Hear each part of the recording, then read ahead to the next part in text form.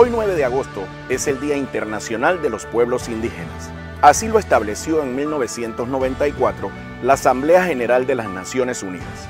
Panamá posee una gran riqueza humana, cultural e histórica en la diversidad de nuestros pueblos Gunadule, Emberá-Huaunán, Nove Buglé, Bribri y Nasotergi. El Ministerio de Cultura, en su compromiso con los derechos de los pueblos originarios y en el marco de esta celebración, presentará una programación especial durante todo el mes de agosto, con interesantes foros cuyas temáticas serán de gran interés, como por ejemplo, la juventud, la mujer, la madre tierra, un estudio arqueogeonómico y la realidad indígena frente al Bicentenario, complementado por actividades ligadas a expresiones culturales, entre las que destacan la creatividad artesanal, audiovisual, la danza, teatro, fotografía y el diseño de moda tradicional y contemporánea. Panamá Políglota es el proyecto que llevaremos adelante, iniciando esta celebración dedicada a nuestras raíces ancestrales. Trabajo en conjunto con nuestros hermanos originarios, enfocado en el decenio de las lenguas indígenas 2022-2032. ¡Feliz mes de los pueblos indígenas!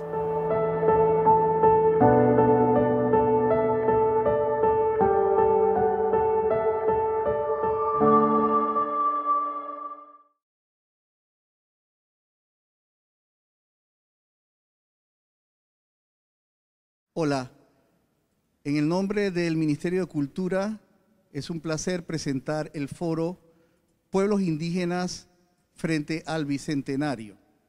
La mesa estará conformada por Atilio Martínez de la Nación Guna, Simeón Brown de la Nación también Guna y Bernardo Citón de la Nación Nove. La moderadora es la doctora Marixa Lazo, directora del Centro de Investigaciones Históricas, Antropológicas y Culturales AIP. Los dejo con ellos. Es un gusto estar aquí conversando sobre este tema tan importante para nuestro país. Los bicentenarios son momentos para pensar de dónde venimos, dónde estamos y hacia dónde vamos. Y en ese sentido yo quisiera que la mesa nos dieran sus pensamientos sobre esa pregunta. Y tal vez podemos empezar con el de dónde venimos, ¿no? Para seguir conversando. Entonces comienzo a mi derecha con el señor Atilio Martínez. Muy buenos días. Yo vengo de la comarca Cunayala. Con mucho orgullo presento a todo el pueblo Cuna. Y yo quiero presentar pues de esos 200 años que va a cumplir nuestra bella Panamá, para que la cultura huaga, la cultura no indígena, comprenda lo que es el territorio. ¿Y qué es lo que usted piensa que debemos comprender sobre el territorio? Yo pienso, en primer lugar, tenemos que comprender el concepto del territorio, porque muchas veces de esos 200 años que vamos a cumplir, pareciera que los blancos, que los huagas, que los extranjeros, que los no indígenas, hasta ahora todavía no comprenden lo que es el significado histórico del territorio. Para nosotros el territorio no solamente la parte física como el gobierno cede a los pueblos indígenas, no, tenemos que comprender lo que es la filosofía del territorio, que no solamente la parte física, no, para nosotros el territorio es la madre tierra, el pueblo Cuna lo llama Nabuana, y eso es lo que yo quiero que comprenden las dos culturas. Y cuando se comprende, eso es lo que podemos llamar diálogo intercultural. Y si no, no podemos comprender. Entonces va a ser simplemente la pelea, incomprensión de la cultura occidental con la cultura indígena. Muy interesante, ¿no? Y si meto mi cuchara de historiadora, una cosa que aprendemos estudiando la historia es que el territorio, como cualquier concepto, cambia a lo largo del tiempo y de las culturas, lo que significa, ¿no? Sí. Y es muy, muy importante tener claro que eso no es una idea fija con un concepto fijo, ¿no? Sino que depende mucho de quiénes somos, dónde estamos en el lugar, en el tiempo y en la cultura. Entonces, Es muy, muy importante ese diálogo que usted menciona. Sí, exactamente, porque la cultura blanca en la historia nos ha enseñado que el territorio solamente es división política, el límite nada más. Hasta ahí, ejemplo, lo que nos dio el gobierno, hasta aquí, no puede pasar. Pero para nosotros, para los pueblos indígenas, no solamente exclusivamente el límite, sino los elementos de la naturaleza, lo que vamos a defender, lo que da sentido al territorio, que es la madre tierra. Okay. Señor Bernardo Citón, ¿usted cuáles serían sus primeras palabras sobre este bicentenario, sobre lo que quisiera expresar en este momento? Sí, buenos días a todos los panelistas que nos acompañan, pero también los que nos escuchan. Realmente para nosotros, pues, este es un tema que es trascendental, ya que si hablamos sobre el concepto del bicentenario, el tema de la madre tierra, el significado que representa eso para los pueblos indígenas, creo que poco a poco se están, en caso del Estado panameño, se está empezando a familiarizar con el tema, porque la lucha sobre la madre tierra prácticamente una lucha prácticamente de los pueblos indígenas, no solamente Panamá, sino de América, una lucha solitaria, aislada, pero creo que con el tiempo nos ha dado la razón y hoy pareciera ser que no solamente el Estado panameño, sino otro Estado de la región ya se ha empezado a involucrar sobre el concepto o lo que significa para nosotros, para los pueblos indígenas, el tema de la madre tierra. Y por eso se desprende ese concepto de madre tierra, lo que representa las tierras, los territorios para los pueblos indígenas. Y por eso es la lucha prácticamente generacional sobre eso. En Panamá, por poner un ejemplo, en Panamá nosotros tenemos 7 pueblos indígenas. Hasta no hace mucho se acaba de reconocer lo que decía el compañero que me antecedió, porque ha habido el concepto de que, bueno, vamos a reconocerle solamente una limitación territorial, pero para los pueblos indígenas en especial, un ejemplo, el último territorio que se demarcó fue de Lonazo Teribe, no solamente es el concepto de la delimitación, sino la protección en sí sobre esa tierra, porque por años ellos vienen luchando. Ya que tenemos un público variado que no siempre está familiarizado con estas luchas de las que usted menciona, quisiera explicarles qué es para usted o para la comunidad donde viene la madre tierra. Bueno, la madre tierra para nosotros es todo, porque sin ella es imposible la existencia humana. Ya, o sea, y creo que por eso lo decía, la filosofía, y en eso concuerdo con los compañeros, la filosofía de los pueblos indígenas sobre la madre tierra, si nosotros nos ponemos a estudiarlo, es muy distinta, porque hay culturas que no son indígenas que creen que la madre tierra es solamente para explotarla, para producir riqueza, producir bienes, pero no se concentra en la protección sobre la misma. Y hasta para mí hay un concepto equivocado y que bueno, el tema de la explotación de los recursos naturales es sostenible, pero esa tal sostenibilidad en el tiempo nunca ha sido cierta. Solamente se trata de la explotación, de la extracción de los recursos naturales en detrimento precisamente de esa madre que es la existencia humana, porque sin ella no es, obviamente sin el planeta Tierra no existiese la humanidad. Entonces ahí viene el concepto nuestro de que la madre tierra, prácticamente la filosofía de los pueblos originarios con relación a ese tema, va mucho más allá de una simple delimitación o de una simple explotación, porque sin ella es imposible, repito, la existencia humana. Exacto. Sí, y bueno, voy a volver a usted con más preguntas, pero vamos a darle la palabra también al señor Simeón Brown y que nos hable usted también de dónde venimos en estos 200 años, ¿no?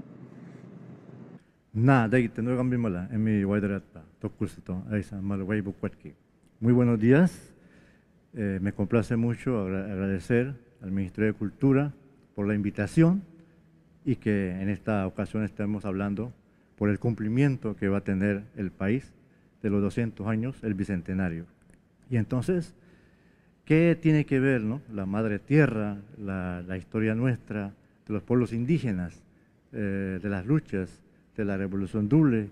Entonces, el pueblo Kuna participa activamente entre 1800 2021 con el abuelo Cuibaño. Entonces nuestra historia de la participación de la lucha del territorio, por la defensa de la madre tierra, por la historia, por la cultura, no solamente inicia hace 200 años, ¿no? Eso viene hace más de 500 años. Pero como estamos hablando en el Bicentenario, el país que va a cumplir nuestros 200 años de la independencia de España, entonces la participación de nuestros pueblos indígenas, y desde ese momento hasta el sol de hoy seguimos en esa lucha constante por preservar nuestros territorios, nuestra naturaleza, nuestra madre tierra, porque es fundamental, porque de ella vivimos, es el sustento. Sin ella no somos nada, o sea, no podemos vivir el ser humano en el aire. Necesitamos una tierra, una madre tierra donde uno pueda desarrollar, donde uno pueda producir para los hijos de nosotros y para la futura generación. Por lo tanto, entonces es una temática sumamente importante para nosotros. Bueno, estamos en el Bicentenario, ¿no? Y el Bicentenario para la mayoría de los panameños lo asocian con algunos próceres, que son siempre los mismos nombres que se mencionan, ¿no? Tomás Herrera, Simón Bolívar. Y yo quisiera invitarlos a que den a conocer a este público otros personajes de su historia, de nuestra historia, que no son tan conocidos entre la mayoría de la población panameña. Y creo que este es un espacio para empezar a meter otros próceres u otros personajes en las historias que contamos. Entonces, le doy la palabra a usted, señor Martínez. Lastimosamente, lo que nos enseñaron en aulas escolares es, o sea, nuestros profesores pensaban, ¿no?, que los que han luchado solamente los varones, los hombres. Entonces, siempre mencionan Simón Bolívar y otro prócer. Está bien, perfecto. Pero pareciera que los historiadores no tomaron en cuenta, no valoran la participación de las mujeres. Las mujeres fueron también importantísimo en el proceso histórico de ese bicentenario. Ojalá que tomen en cuenta el papel de las mujeres. En caso específico del pueblo Kuna, que ha participado activamente dentro de ese proceso del bicentenario, un abuelo que se llama Kivian, que no aparece en los libros de historia, y nosotros los Kunas estamos tratando de que se retome en cuenta la participación del abuelo Kivian, y asimismo las mujeres Kunas han participado durante este proceso del bicentenario, y por eso recalco que nuestra historia todavía como que estamos pensando en la parte colonial. Tenemos que descolonizar la historia del pueblo panameño. Olvidemos un poco, está bien, perfecto, que la mayoría han hecho algo, pero retomemos la participación activa de nuestros campesinos, de los indígenas, de los abuelos, que nunca aparecen en la historia, en el libro de historia. ¿Y quiere expandir un poquito y contarnos un poco sobre el abuelo Kivian para los que no lo conocen? El abuelo Kivian era uno de los grandes líderes del pueblo Kuna de la década de 1800. Ahí empezó a participar activamente. Ustedes saben muy bien que el pueblo Kuna siempre viene con su organización, siempre viene con los líderes. Desde la época colonial siempre ha habido los grandes líderes. Y estos líderes empezaron a reunir, empezaron a organizar dentro del Congreso Kuna.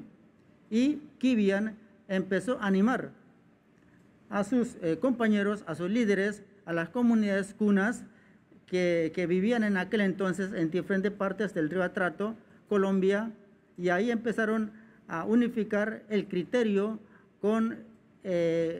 para pelear con los españoles. Y gracias a Dios por este abuelo Kivian, que tenemos que reconocer, ¿no?, fue uno de los grandes líderes que tuvimos en el siglo pasado, e inclusive lucharon al lado de Simón Bolívar, y eso no aparece en los libros. Ahorita estamos buscando, estamos buscando la información allá en Colombia, que hay bastante información, pero lastimosamente aquí en Colombia, como no hay plata para investigar, pero para tener la plata para hacer la política sí hay, pero para la parte de investigación histórica de los pueblos indígenas nos dicen que no hay. Y entonces nosotros, con nuestro propio esfuerzo, siempre vamos a Colombia para resucitar todo lo que es la parte histórica que han negado desde Colonia. Así que entonces yo pienso que este señor Kivian es uno de los grandes próceres que tenemos que tomar en cuenta. Muy interesante, muchas gracias. ¿Y usted a qué personaje rescataría para llevar a las escuelas, para llevar a los... Bueno, yo creo que nosotros... Para que todos conozcamos. Sí, nosotros tenemos nuestro prócer, que igual coincido con el compañero que nos antecede, ha sido ignorado por el Estado, por medio de sus instituciones, llámese Ministerio de Educación, entre otras instituciones que tienen que ver con esto. Por ejemplo, a Victoriano Lorenzo por ahí lo pinta en una esquinita, no le da realce eso como otros próceres que lo consideran próceres, que a criterio nuestro eso también hasta es debatible, pero no es el tema. Por ejemplo, Urracá también, los grandes caciques de la región nuestra, que gracias a eso existe el pueblo Bugle hoy, porque ellos eran de esa área, y la defensa de ellos ante el colonialismo no era simple y sencillamente una defensa poblacional, sino también una defensa territorial. Prueba de ello, nosotros hoy tenemos uno de los yacimientos de cobre más importantes de este país, que centra ahorita mismo en el pueblo Guabulé, que tanto nacionales como extranjeros le tienen la mirada puesta. Precisamente obedece a esa defensa que hicieron nuestros antecesores, para nosotros son próceres. Actual, historia más reciente, tenemos a José Mónico Cruz, tenemos a Charlie Justavino, tenemos a Besío, tenemos a Gironday, que son líderes natos del pueblo indígena, que en varias conferencias nos ha tocado exponer y hablar sobre su historia, que ya habrá oportunidad para hablar de eso, pero siempre, repito, siempre ha sido ignorado por el Estado, por medio de sus instituciones, porque no sé, no quiero caer en algunos señalamientos, pero creo yo que este es el momento oportuno para empezar a analizar estos temas, a abordar estos temas, porque necesitamos hacer nuestra propia historia en vista de que ha sido prácticamente desconocida. Creo que es el momento para empezar a hablar de eso. Pero nosotros tenemos esos próceres, repito ya lo que acabo de nombrar, que también queremos que quede en la historia, que cuando aquí lleguemos al bicentenario de la independencia de Panamá de España, de Colombia, podamos tener eso material ya para las futuras generaciones. Creo que es una deuda que tenemos con ellos y hay que darla. Sí, pues no puede haber diálogo intercultural si no hay una historia intercultural también, ¿no? Claro. Que refleje la riqueza de todo nuestro pasado, ¿no? Como nación. Yo no sé si usted, el señor Brown, tiene algunas palabras sobre este tema que quisiera agregar. Sí, la historia nuestra, la historia patria acá de Panamá, de los panameños, de nosotros, se tiene que reescribir, no solamente con los grandes líderes de los pueblos indígenas, sino también de otros pueblos, pueblo afro, pueblo campesina. Por ejemplo, en nuestro pueblo, como bien lo dijo el profesor Atilio, tenemos al abuelo que en los documentos le ponen varios nombres, le dicen Cuitama, Cuipián, Cuipaño. Es uno de los más importantes porque inicia con lo que es el bicentenario, ¿no? En la lucha de las independencias. Y de allí entonces tenemos muchos otros líderes, tenemos a Cupi, tenemos a Bisúa, tenemos a Inanaguiña, y cuando entramos en el siglo XX tenemos a Colman, a Loneviguiña y al que más conocen, que es Nele Cantule, que culmina con la Revolución Dule, y que va a ser fundamental porque a partir de ella se empiezan a trabajar, se empiezan a cambiar las políticas del Estado panameño hacia los pueblos indígenas, sobre todo al manejo de la madre tierra, al manejo de los territorios, de la historia de la cultura. Por eso que una de las primeras reservas, primeras comarcas, es de la comarca que en ese entonces se llamó San Blas, hoy comarca Cunayala, y que es fundamental para el proceso de todo lo que es la configuración política, la configuración cultural de todos los pueblos, de los 7 pueblos que tenemos acá en Panamá, que están los pueblos Nove, Buglé, está la Bribri, Naso, Emberá, Huaunán, toda esa configuración. Entonces las luchas de nuestros abuelos, aunque parecieran que están luchando solamente para un pueblo, al final es una lucha para todos los pueblos de la región de nuestro país. Entonces eso es fundamental, y igual las luchas que hacen los líderes de nuestros hermanos, ejemplo del pueblo Nove, que bien lo mencionó Victoriano Lorenzo, que tuvo un ideal muy fuerte desde las bases, pero que tristemente fue traicionado porque los ideales de quienes estaban en el poder eran diferentes, no eran la lucha por el pueblo, sino los intereses personales de ellos.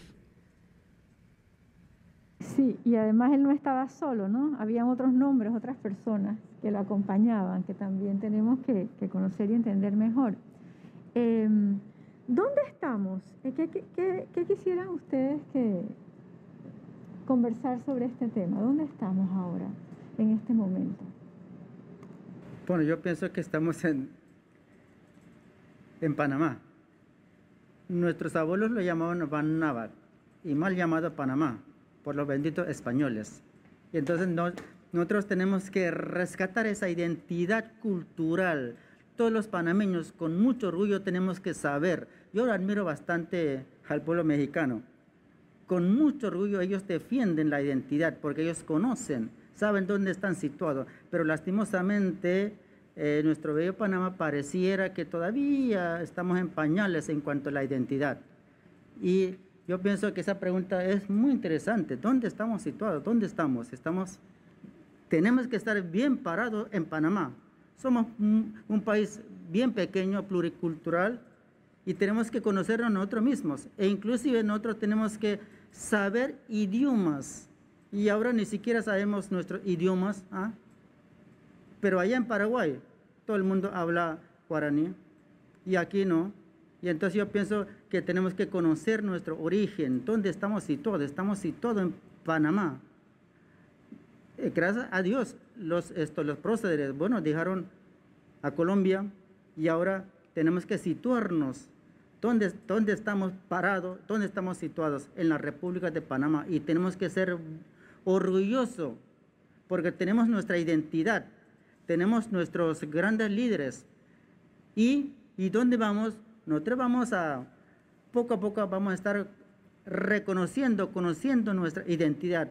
Ojalá que dentro de 5 años, nosotros, o sea, para el pueblo Kuna, 4 años va a ser el centenario de la Revolución Kuna. Y estamos pensando, ojalá, que este centenario sea el impulso de la identidad del pueblo panameño, no solamente el pueblo Kuna.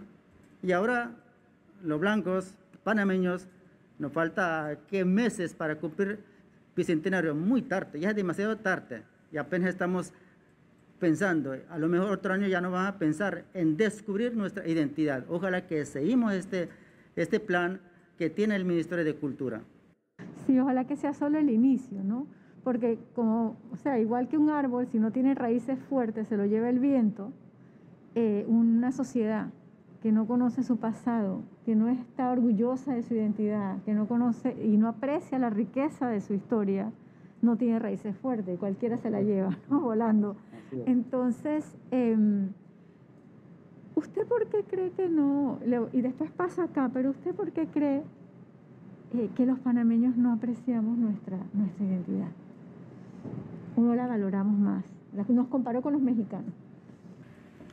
Bueno, nosotros como que no valoramos nuestra cultura. Yo no sé, sinceramente, el pueblo panameño o nosotros estamos como que solamente vivimos en la parte comercial, la cultura comercial. Y entonces olvidamos un poco lo que es el valor, las manifestaciones artísticas del pueblo panameño. Siempre entonces folclorizamos las manifestaciones artísticas y dicen, ejemplo, la mola es artesanía. No es artesanía, sí es arte. Entonces como que no sé, el pueblo panameño falta dar valor a ese aporte de los campesinos, de los indígenas. Yo admiro mucho a otros países que ha viajado. Lastimosamente, sí, nos falta bastante. Y entonces yo pienso que nosotros los docentes que me están escuchando tenemos que dar impulso fuertemente. Olvidemos un poco de la historia colonial, está bien, perfecto, no estoy diciendo mal, pero tenemos que descolonizar la pedagogía, la historia, todo eso, para inculcar a los niños que en Panamá tenemos grandes valores y tenemos que apoyarlo. A los campesinos, a los indígenas, todo lo que es las manifestaciones artísticas es impresionante en Panamá. Pero repito, para la cultura como que no hay plata. Pero para hacer la politiquería sí gastamos millones y millones. Y entonces yo pienso que otros países nos están dando un buen ejemplo. Ejemplo, en Colombia hay una buena manifestación cultural, aunque hay 2 comunidades cunas en Colombia, pero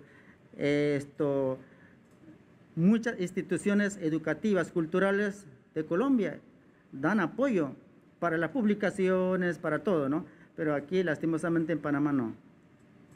Sí, esperemos que poco a poco todos los niños en Panamá, si leen un libro de texto, si leen un libro en la escuela, todos se sientan identificados con las historias que allí se cuentan, ¿no? ¿Dónde estamos, señor Cito? ¿Dónde estamos como pueblos indígenas en Panamá? Creo que hay muchas cosas que hacer y es una responsabilidad tanto del Estado por medio de sus instituciones, por medio de nuestras organizaciones indígenas, por medio de nuestros congresos, nuestras instituciones. Creo que es un trabajo mancomunado que tenemos que emprender todos. Yo soy panameño y me siento orgulloso de ser panameño. Nosotros adolecemos de muchas cosas, como también adolecen otros países de la región.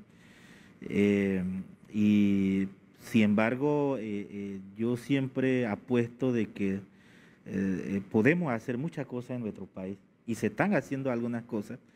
Un ejemplo, puedo poner un ejemplo que antes en las escuelas, en mi tiempo cuando yo estaba en la escuela, no se hacían los famosos eventos afro de los pueblos indígenas, pero hoy yo me siento orgulloso cuando yo más radico en David Chiriquí, y yo veo que en la escuela hay algunas amistades que no son indígenas, que visten sus hijas, sus hijos con vestidos, con identidades indígenas para los eventos ahorita, como se acerca el mes de agosto, que ya estamos entrando. Un ejemplo para los meses de afro. Para mis tiempos en escuela eso no existía. Entonces creo que sí hay una deuda que tenemos que reconocerlo, pero sí creo que se está haciendo el esfuerzo y hay que aplaudir eso. Pero también hay que decir que falta por hacerlo y hay que invitar al Estado, a las instituciones, a las organizaciones que involucremos. Y otra cosa que yo siempre le digo a mis pueblos indígenas es de que tenemos que pelear, porque todo lo que nosotros tenemos aquí, nada nos han regalado hasta ahora. Todo ha sido a base de lucha. Las leyes que se han creado en protección de nuestro territorio ha sido a base de lucha. Todo ha sido a base de lucha. Que si bien es cierto, no debiera ser. No debiera ser porque nosotros somos parte de este país, somos panameños, somos los originarios. No debería ser, pero lastimosamente todo lo que hemos conseguido ha sido a base de lucha. Y yo estoy convencido de que todo lo que podamos encontrar como pueblos indígenas va a ser a base de lucha, ¿verdad? Porque aquí en nuestro país hay una correlación de fuerza indígena, afro, gente de todos los países, porque como bien lo dijera en su tiempo, nosotros somos el puente de la América y hay mucha gente viviendo y cada uno pelea su espacio. Yo veo los asiáticos ya peleando un día especial para ellos, hace eventos culturales y todo este tipo de cosas, ¿no? Entonces, pero sí llama la atención de que, un ejemplo, nosotros como panameños queremos aprender mandarín, queremos aprender inglés, queremos aprender otro idioma, ¿verdad? Es más, hasta son obligatorios en nuestro centro educativo. Sin embargo, ¿dónde queda el idioma Ngove, el idioma Bugle, el idioma Guna y todo esto? O sea, pareciera ser que estamos más dados a querer aprender lo de afuera y olvidar lo nuestro.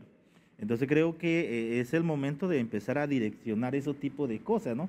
Y empezar a exigir, como un ejemplo, este foro es el llamado que nosotros le hacemos al Estado y a las instituciones que empecemos a involucrar, no solamente al Ministerio de Cultura, al Ministerio de Educación, al Ministerio que tiene que ver con el tema de turismo y todas estas cosas, y entre otras instituciones que entre todos, interinstitucionalmente empezar a trabajar en estos tipos de proyectos. Por ejemplo, que atrás de cámara se estaba hablando del proyecto, del plan políglotas.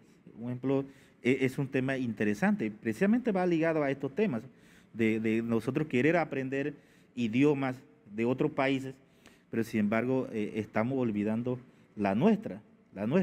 Y yo siempre he sido, y en eso siempre hablo, por ejemplo, usted llega a un establecimiento comercial o donde está un grupo de asiáticos, ellos tienen años de estar en Panamá, pero nunca han olvidado sus raíces, su lengua, y es muy difícil de tú encontrar un asiático que no hable su idioma. Sin embargo, nosotros, panameño nato, nacido de aquí, desconoce, por ejemplo, por poner un ejemplo, a cualquier niño usted le pregunta dónde queda la comarca en Google y no sabe dónde queda. Tú le preguntas dónde queda la comarca Cunayala, tampoco saben. Cosas tan elementales como esa. Entonces, repito, sí se ha hecho algo, se ha dado avance en algo, pero falta mucho por hacer. Y yo estoy convencido que sí podemos hacer si nos involucramos todos, instituciones, organizaciones, instituciones indígenas, congresos indígenas, caciques, SAILA, entre otras autoridades. Creo que tenemos un gran trabajo que hacer y que estos tipos de, y otra cosa, antes que se me olvide, y estos tipos de proyectos o de eventos no solamente quede aquí, que no solamente lo haga este gobierno, porque tengo que decirlo, porque nosotros hemos venido participando muchísimo tiempo. Cuando llega un gobierno, bueno, este es nuestro plan, yo me voy, ese plan se va para Archivero. Llega el nuevo gobierno, bueno, este plan nuevo de nosotros. Entonces así no vamos a pasar cada quinquenio haciendo planes, desarrollando planes, pero no vamos a poderlo llevarlo a ejecución, porque cada uno viene con un librito, porque cree que el problema de los GUNA, el problema de los OVE, el problema de los NASO es un problema de gobierno, y no es un problema de gobierno, es un problema de un pueblo, de una generación que hay que sacar adelante y llevarlo hacia adelante, porque es un proyecto, y un proyecto de nación. ¿Ya? Muchas gracias. Así es. ¿Y usted, señor Brown, dónde estamos? Sé que es Creo una pregunta amplia. Sí, como ellos ya dijeron, ¿dónde estamos? Yo pienso que quiero aportar de otra forma. Creo que estamos en el momento para cambiar, y para cambiar hay que transformar. Como Panamá necesita una transformación total desde la base, sobre todo en la parte educativa. Se tiene que volver a sentarse y a escribir la historia real de Panamá, no la historia extranjera. Si me hablas de Vasco Núñez de Balboa, si me hablas de Cristóbal Colón, me estás hablando de extranjeros. Ellos no son panameños. Tenemos que empezar a escribir la historia de Panamá, de nuestros líderes, lideresas indígenas, afros, pueblo campesino, que las hay y que están abandonadas, están olvidadas. Esa historia hay que resaltarla, escribirla, su lucha, porque esas luchas son los que realmente han dado lo que hoy en día es el Panamá. Tenemos que empezar a cambiar la cultura, tenemos que empezar a valorar nuestra cultura. Ahora no valoramos nuestra cultura, no valoramos cómo debe ser, no comercialmente, ejemplo, la mola, la nahua, las cestas, el sombrero pintado. Todo esto tenemos que valorar, no como un arte comercial, sino como un arte que nos identifica, que nos hace ver, que nos hace sentir, que nos muestra a nivel internacional lo que es el panameño, lo que es capaz de hacer y lo que hace, que no solamente veamos que es el canal de Panamá, sino que hay mucho más. Tenemos que empezar a cambiar, a ver, a cómo tratar la salud, a tratar a nuestra gente, a nuestras poblaciones. Entonces, toda esa transformación necesita el Panamá de hoy. Entonces, pienso que estamos en el momento de empezar a cambiar. Un cambio total, un cambio que realmente podamos decir que estamos caminando a lo que realmente queremos, no lo que nos han impuesto, porque hoy en día hay que ser sinceros.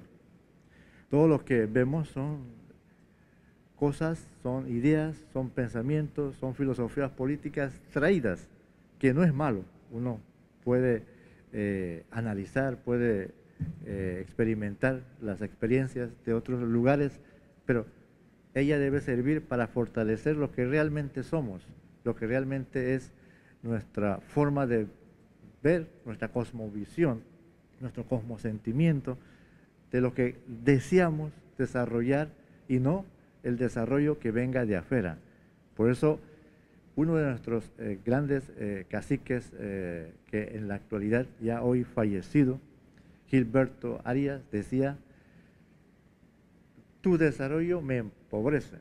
¿Por qué él decía eso? Porque es un desarrollo que no es como él quería para su pueblo, porque el desarrollo para su pueblo es fortalecer la agricultura, fortalecer su cultura, su historia, fortalecer su territorio, y no que le trajeran proyectos desde afuera que no tenían realmente la solución, sino que más bien, como no entendían los proyectos que le traían, entonces la población se empobrecía porque quedaba confundido. Entonces, ese es uno de los pensamientos que yo valoro, lo que él decía, don Gilberto Arias, cuando él decía, ¿no? Tu desarrollo me empobrece. Entonces, es uno de los conceptos que nosotros, como pueblo cuna y pueblos indígenas, queremos hoy en día, un cambio real y total. Y una pregunta en esta ocasión del Bicentenario. ¿Cómo quisieran que se celebrara? Comienzo con usted, señor Martínez. Bueno, yo me gustaría, ¿no?, que se celebramos conociendo nuestra identidad, no folclóricamente, no con tambores. Eso para mí, bueno, la historia de los blancos siempre es la historia efímera nada más, mientras la historia cuna es vida. Entonces tenemos que celebrar conociendo nuestro papel, conociendo nuestra identidad, y si no, vamos a folclorizar el Bicentenario. Eso es lo que no queremos. Vamos a gastar millones y millones, pero ¿para qué? Entonces tenemos que conocer nuestra identidad, nuestra cultura. Está bien lo que nos dejó legado los españoles, está bien, perfecto, pero hasta ahora, ¿cómo estamos llevando? Si el gobierno y los pueblos indígenas si comprendemos nuestra filosofía, y si no comprendemos, entonces, ¿para qué vamos a celebrar? ¿Para qué vamos a gastar millones? Hasta ahora, no sé, no he sentido impacto de esa, de esa propaganda que están haciendo del Bicentenario. El ejemplo claro, discúlpenme que me están escuchando, el centenario de la Revolución Cuna, que va a faltar 4 años, y ya desde el año pasado estamos tratando de buscar nuestra identidad, consolidar nuestro espíritu, nuestra lucha, el pueblo cuna. Pero aquí en Panamá nos falta 4 meses. Después de 4 meses, ¿qué vamos a hacer ya? O sea, yo pienso que tenemos que retomar la identidad. La identidad es muy importante para los pueblos panameños. Así podemos comprender lo que es la cultura indígena y la cultura de los blancos, la cultura extranjera. Y si no nos vamos a comprender, entonces no tiene sentido.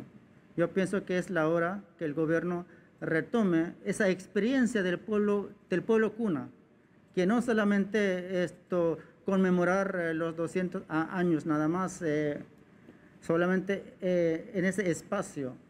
El pueblo cuna ya estamos preparando. Nos falta 4 años y cada año estamos reviviendo nuestra historia, nuestra lucha. Y aquí en Panamá solamente falta 4 meses. Y va a gastar millones de dólares. Y ojalá tomen en cuenta el papel de los pueblos indígenas, de los historiadores, de los académicos, de los caciques, de los alagan, de todas las autoridades, para hacer este tipo de conferencia, este tipo de conversatorio, para ver hasta dónde podemos aclarar lo que es el concepto del territorio. Porque cada vez que un pueblo indígena y empieza a luchar, empieza a pelear, como dice el compañero que no estoy de acuerdo, pelear. Es momento de diálogo intercultural. Si vamos a seguir peleando en medio de sangre como nosotros los cunas hicimos en 1925, el gobierno de Belisario Porras trató de civilizar, entre comillas, y nosotros obligatoriamente hemos defendido la lucha por medio de sangre. Y eso ya no queremos derramamiento de sangre, queremos diálogo intercultural que comprende mi filosofía, mi lengua y que se respete la cultura panameña, las culturas panameñas, las identidades panameñas. Y ahora hablamos de la cultura panameña como si fuera una sola cultura. Eso es lo que yo quería, pues. Bueno, si me permiten el atrevimiento, voy a dar un comercial. Antes de ayer presentamos un libro que hicimos entre la Dirección de Derechos Culturales y el Centro de Investigación que yo dirijo, un libro para niños que cuenta la historia de Panamá en 15 imágenes. Se los quiero mandar a ver qué piensan porque de esas 15 imágenes, 4 son sobre los pueblos originarios. Entonces, otras 2 son afrodescendientes. Bueno, a ver algunas no son más de 2. Se los no tenemos aquí, ¿verdad? Bueno, hacer llegar para ver si comienza a empezar esa promesa del diálogo intercultural o no. ¿Cómo quisiera que se celebrara el Bicentenario? Bueno, de nuestra parte, ¿cómo se celebre? Que nuestro país no solamente sea conocido por su canal, que para nosotros es importante, que no solamente se conozca Panamá por su centro bancario, sino que Panamá se conozca como Panamá integralmente. Su pueblo indígena, su pueblo afrodescendiente, su campesinado, su riqueza cultural, que también genera dividendos. Si supiéramos explotarlo, si supieran sacarle la riqueza, cuidado, yo creo que daría más que el canal, no sé, daría más que hasta los mismos centros bancarios, como nos hemos vendido en los últimos tiempos. Creo que el Bicentenario para los pueblos indígenas debe celebrarse dándole participación real a los pueblos indígenas. No solamente cada 5 años electoralmente, como siempre ha ocurrido, sino que una participación real. Y el pueblo indígena, pues, por muchísimo tiempo viene peleando por ese espacio, viene luchando por ese espacio. Tal vez no estemos de acuerdo en los conceptos, pero creo que viene luchando, viene peleando por su espacio. Ya, prueba de ello, por ejemplo, nosotros tuvimos un Mi Universo no hace mucho, en donde vendimos y yo creo que los hermanos Guna, no sé si no todos están de acuerdo con eso o no, pero bueno, los hermanos Guna, ahorita donde en las redes sociales hemos visto hay una proyección de una participante en Mi Universo donde tendrá la oportunidad de vender su riqueza cultural. Repito, algunos pueden estar de acuerdo o no, pero creo que es un espacio que nosotros venimos luchando, venimos peleando por nuestra participación, ¿ya?, en los espacios públicos, en los espacios políticos, ¿ya? Y este bicentenario que se acerca es el momento oportuno para que empecemos a ver el Estado panameño por medio de sus instituciones, la participación real, la educación real de los pueblos indígenas. Y en eso sí tengo que estar de acuerdo, porque con algunos compañeros, la educación que nosotros, por ejemplo, hemos recibido nosotros de mi generación y las generaciones anteriores, prácticamente una educación colonizadora, ¿ya? Por ejemplo, tú vas en la universidad de ahorita, no hay materia, muy poco relacionada al tema indígena, muy poco relacionada a la investigación indígena. Por ejemplo, en materia jurídica, que es la parte que nosotros más manejamos, no hay estudio en la universidad sobre los derechos de los pueblos indígenas, legislaciones indígenas. Lo poco que nosotros conocemos en materia de legislación indígena es porque nos ha tocado nosotros mismos buscarla, investigarla y tenerla.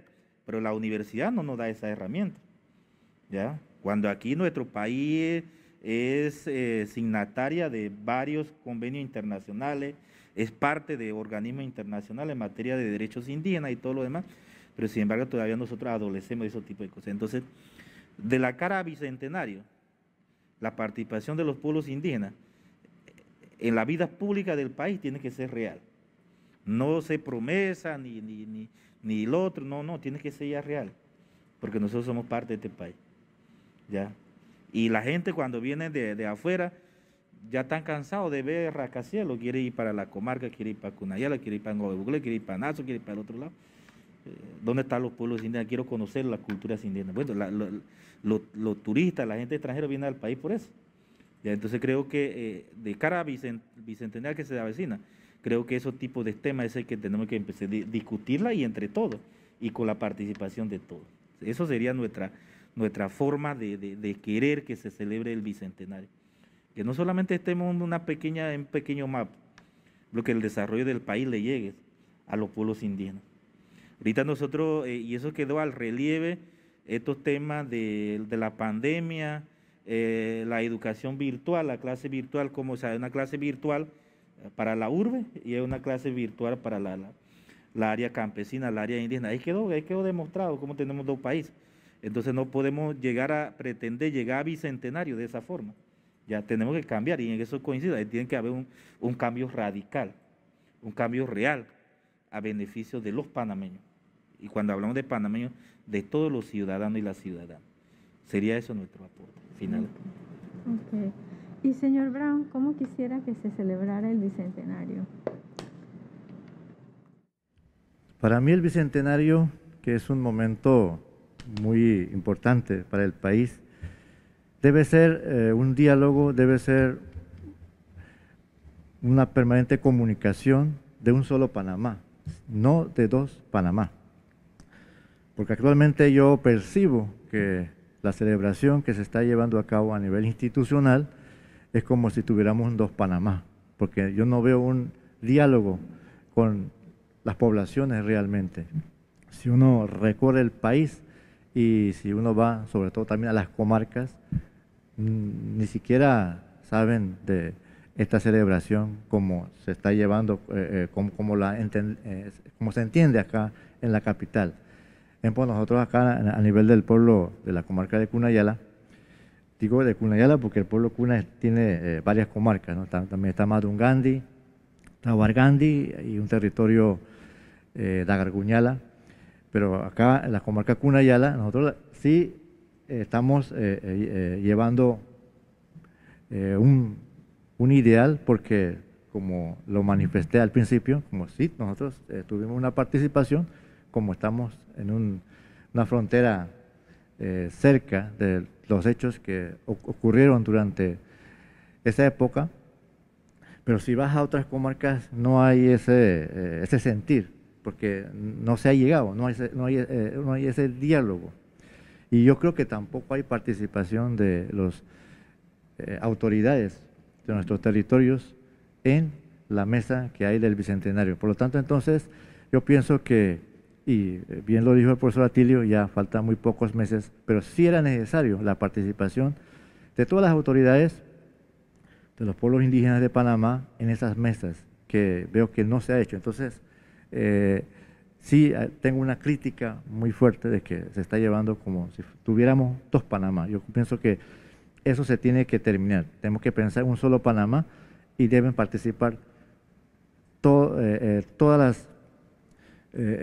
los territorios, todos los pueblos, todas las autoridades y todas las instituciones y todos los pensamientos que existen en el Panamá para que haya unidad en la diversidad, porque si no entonces vamos a estar en la desunión que siempre se ha caracterizado en nuestro país. Entonces realmente yo creo que es el momento de sentar a un diálogo, pero que se entienda que somos solamente un Panamá, no varios Panamás. Sí. Bueno, muchas gracias a todos por sus aportes, por expresarnos sus inquietudes, sus pensamientos, sus esperanzas para nuestro país también. Ha sido un gusto conversar con ustedes y con eso concluimos este conversatorio. Muchas gracias.